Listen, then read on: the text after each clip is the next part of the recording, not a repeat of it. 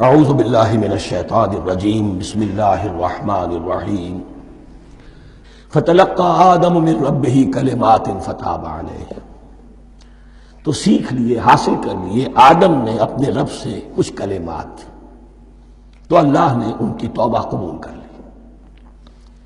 اب اس کی وضاحت سورہ اعراف میں ہے۔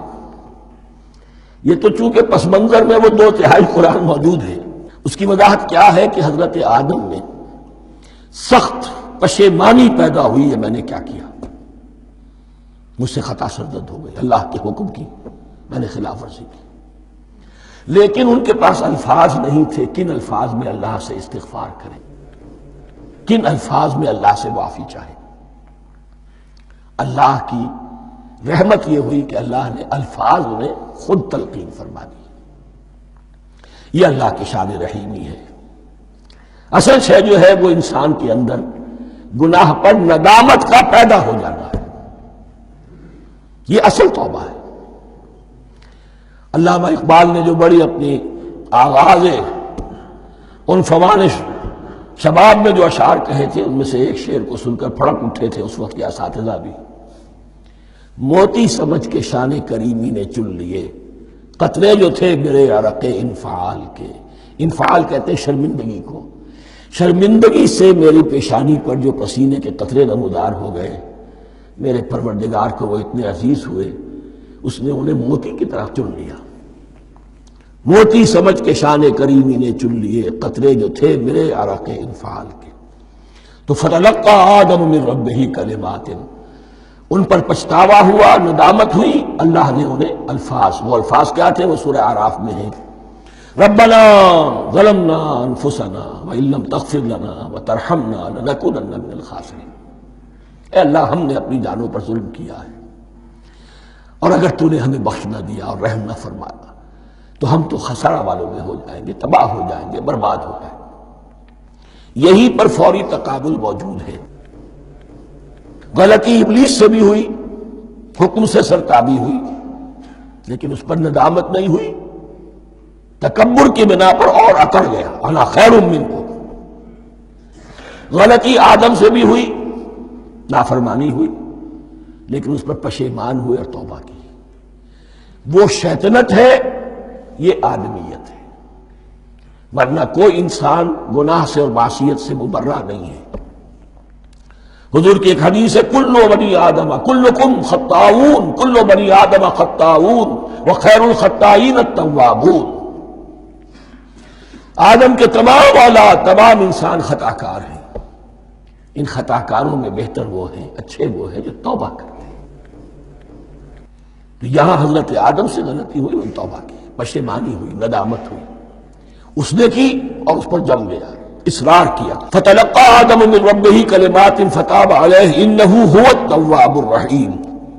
یقیناً وہی تو ہے بہت توبہ کو قبول فرمانے والا اور بہت رحم فرمانے والا۔ یہ نوٹ کیجئے گا، توبہ کا لفظ دونوں طرف سے آتا ہے، بندہ بھی تواب وخیر الخطائین التوابون، تواب بندے بھی ہو گئے، تواب اللہ بھی ہے۔ اس کی اصل حقیقت کیا ہے؟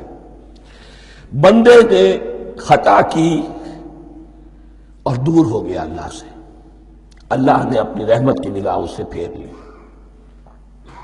بندے نے توبہ کی، اللہ پھر اپنی رحمت کے ساتھ اس کی طرف متوجہ ہو گیا۔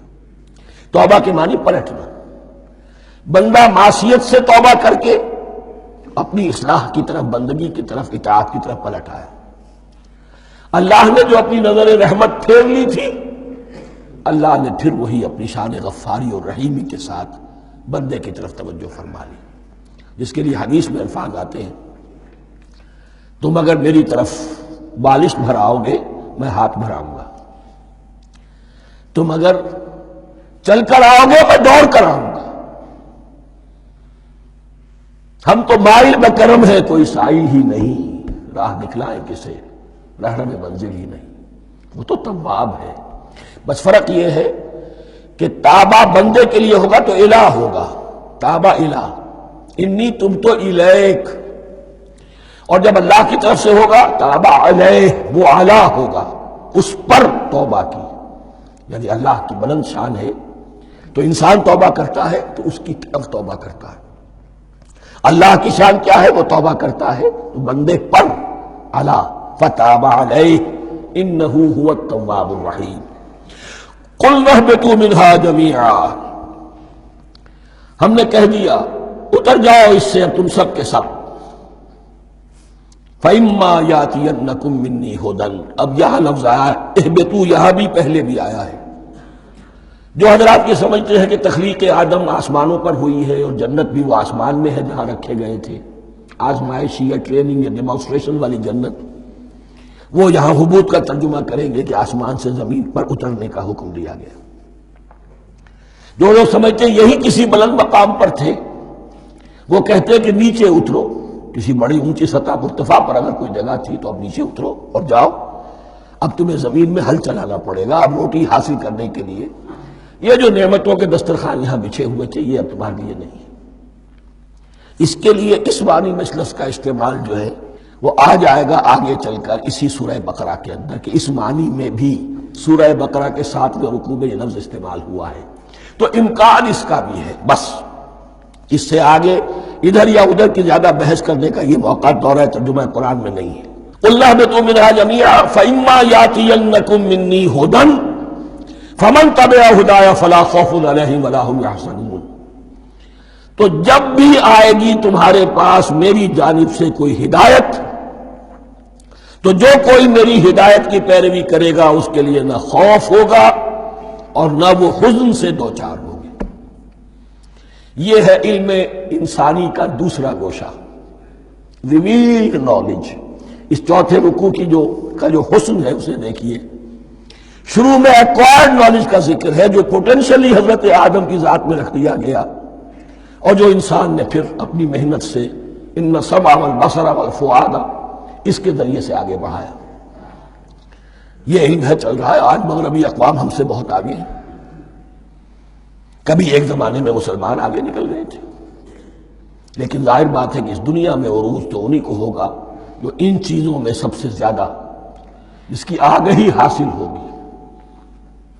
البتہ ایک علم وہ ہے جو آسمان سے نازل ہوتا ہے، یہ گیون ہے، ریویلڈ نالج ہے، یہ وحی ہے. فَإِمَّا يَأْتِيَنَّكُم مِّنِّي هُدًى، تمہارے مقام خلافت کا تقاضا یہ ہے جو احکام ہمارے آئے، جو ہدایات ہم بھیجیں ان کو تو پوری طریقے سے اس کی پیروی کرو. فَمَن تَبِعَ ہدایہ، تو جو کوئی بھی میری ہدایت کی پیروی کرے گا فَلَا خَوْفٌ عَلَيْهِمْ وَلَا هُمْ يَحْزَنُونَ.